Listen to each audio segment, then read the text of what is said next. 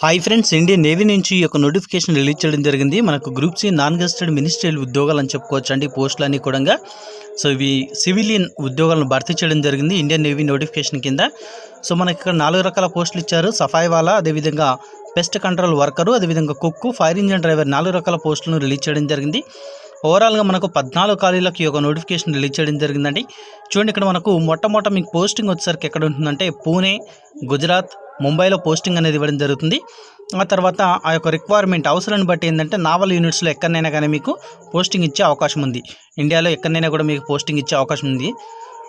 తర్వాత సో ఇక్కడ వచ్చేసరికి మనకు సఫాయి వాళ్ళ ఉద్యోగాలు వచ్చేసరికి ఇప్పుడు మనకు ఎంటీఎస్ మినిస్ట్రియల్ అని పిలవడం జరుగుతుంది. ఉద్యోగాన్ని లెవెల్ 1 ప్రకారం పే స్కేల్ ఇవ్వడం జరుగుతుంది. 18,000 నుంచి 56,900 రూపాయల వరకు జీతం ఇవ్వడం జరుగుతుందండి. ఇందులో ఒక పోస్ట్ ఎక్సర్వీస్ మెన్ వాళ్ళకి కేటాయించడం జరిగింది. పెస్ట్ కంట్రోల్ వర్కర్ కూడా సేమ్ శాలరీ ఇవ్వడం జరుగుతుంది. కుక్కు వచ్చేసరికి కూడా లెవెల్ 2 ప్రకారం పే స్కేల్ ఇస్తారు. 19,900 నుంచి 63,200 వరకు జీతం అనేది ఇవ్వడం జరుగుతుందండి. మనకు ఓబీసీ వాళ్ళకి ఒక్క ఖాళీ ఇవ్వడం జరిగింది. ఒకటే పోస్ట్ ఉంది ఇందులో కూడా.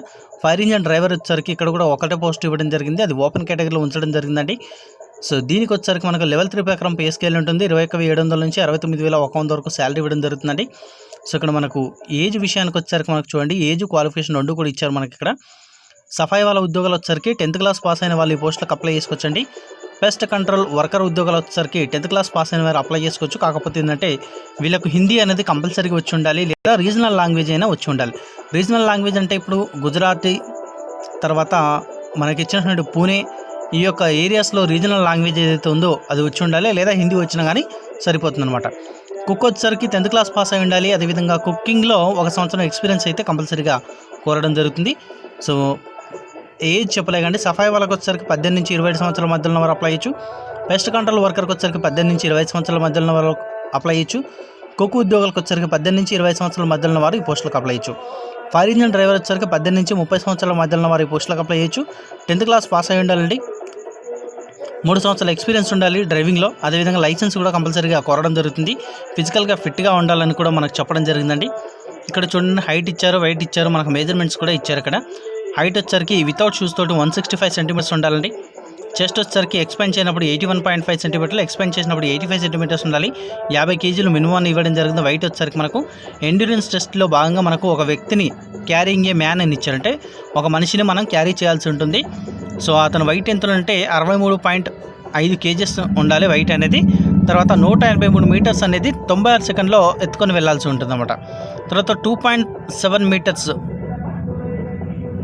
లాంగ్ జంప్ అనేది చేయాల్సి ఉంటుంది. తర్వాత 3 మీటర్ల వర్టికల్ రూప్ని హ్యాండ్స్ తోటి, ఫీట్ తోటి క్లైంబింగ్ అంటే ఎక్కాల్సి ఉంటుందన్నమాట. ఇది మనకు దీనికి సంబంధించినటువంటి ఈ యొక్క టెస్ట్లో, ఎండ్యూరెన్స్ టెస్ట్లో భాగంగా, ఫిజికల్ టెస్ట్లో భాగంగా మనకి ఇక్కడ వీటి వివరాలు అనేది ఇచ్చారు మనకు మెజర్మెంట్స్లో భాగంగా. సో వీటికి సంబంధించినటువంటి వర్కింగ్ సంబంధించినటువంటి డ్యూటీస్ ఇచ్చారు మనకి ఇక్కడ. సో దీనికి ఆఫ్లైన్లో అప్లై చేసుకోవాలండి. ఈ పోస్టులు అప్లై చేసే వాళ్ళకు రిజిస్టర్ పోస్ట్ ద్వారా కానీ, స్పీడ్ పోస్ట్ ద్వారా కానీ మీరు అప్లై చేయాల్సి ఉంటుంది. ఈ నోటిఫికేషన్ రిలీజ్ అయినటువంటి రోజు నుంచి 21 రోజుల్లోగా మీరు అప్లై చేయాలి. ఎంప్లాయ్మెంట్ న్యూస్లో మనకు 24వ తారీఖున ఈ యొక్క ఎంప్లాయ్మెంట్ న్యూస్ పబ్లిష్ చేయడం జరిగింది కాబట్టి సెప్టెంబర్ 14వ తారీఖులోపు మీరు ఈ పోస్టులకు అప్లై చేసుకోవచ్చండి. సో కొన్ని స్టేట్స్ ఇచ్చారు, వాళ్ళకైతే 28 రోజులు కూడా టైం ఇస్తున్నామని ఇచ్చారు మనకి ఇక్కడ. సో మనకు వచ్చరికి మాత్రం 21 రోజుల్లోగా మీరు అప్లై చేసుకోవాల్సి ఉంటుందండి. ఇక్కడ మనకు క్లియర్గా ఇచ్చే చూడండి, మనకు ఎన్వలప్ పైన దీనికి ఎటువంటి ఫీజు లేదండి. అప్లై చేసుకున్న వాళ్ళకు application for the post of, ఏ పోస్ట్కి అప్లై చేస్తున్నారు, ఏ కేటగిరీ కింద అప్లై చేస్తున్నారు క్లియర్గా రాయాల్సి ఉంటుంది. వాళ్ళు ఇచ్చిన అడ్రస్కి మీరు పంపించాల్సి ఉంటుంది. చూడండి, మనకి ఇక్కడ ఇచ్చారు మనకు the flag officer commanding in chief for staff officer civilian recruitment cell headquarter southern naval command Kochi 682004 అనేది మీరు పంపించాల్సి ఉంటుంది. రిజిస్టర్ పోస్ట్ కానీ, స్పీడ్ పోస్ట్ ద్వారా కానీ పంపించాల్సి ఉంటుంది. మీ దగ్గర ఉన్న సర్టిఫికేట్స్ అన్ని కూడా సెల్ఫ్ అటెస్ట్ చేసి అప్లికేషన్ ఫామ్తో జతపరచాల్సి ఉంటుందండి. అదేవిధంగా మీరు ఒక అప్లికేషన్ ఫామ్ అనేది ఏ విధంగా ఉండాలి, ఇది A4 సైజ్ పేపర్లో మీరు ఈ ఫామ్ అనేది ప్రిపేర్ చేసుకోవాల్సి ఉంటుంది. టైపింగ్ కానీ, హ్యాండ్ రైటింగ్ కానీ ఇచ్చారు. సో టైపింగ్ చేసుకుంటేనే బాగుంటుందని నేను చెప్తున్నాను. ఇక్కడ ఒక ఫోటో అతికించాల్సి ఉంటుందండి. ఇది కూడా సెల్ఫ్ అటెస్టెడ్ చేయాల్సి ఉంటుంది. 6 మంత్స్ కన్నా ప్రీవియస్గా ఉండకూడదు ఫోటో అనేది, రీసెంట్గా తీసినటువంటి ఫోటో అనేది అతికించాల్సి ఉంటుంది. సో దీని యొక్క నోటిఫికేషన్ సంబంధించిన లింక్ అనేది నేను డిస్క్రిప్షన్లో ప్రొవైడ్ చేస్తాను. సో ఈ విధంగా అప్లికేషన్ ఫామ్ అనేది ప్రిపేర్ చేసుకొని మీరు పోస్టులకు అప్లై చేసుకోవచ్చండి. 10th క్లాస్ అర్హతతో మనకు సఫాయి వాళ్ళ ఉద్యోగాలు అయితే అప్లై చేసుకోవచ్చు. మిగతా వాటికైతే కొన్నిటికి ఎక్స్పీరియన్స్ అడగడం జరుగుతుంది కాబట్టి చెప్తున్నాను. సో ఫ్రెండ్స్, మీకు ఈ వీడియో కనుక నచ్చింది అనుకుంటే లైక్ చేయండి, తప్పకుండా వీడియోని షేర్ చేయండి, నేను ఫాలో అవ్వండి. Thanks for watching.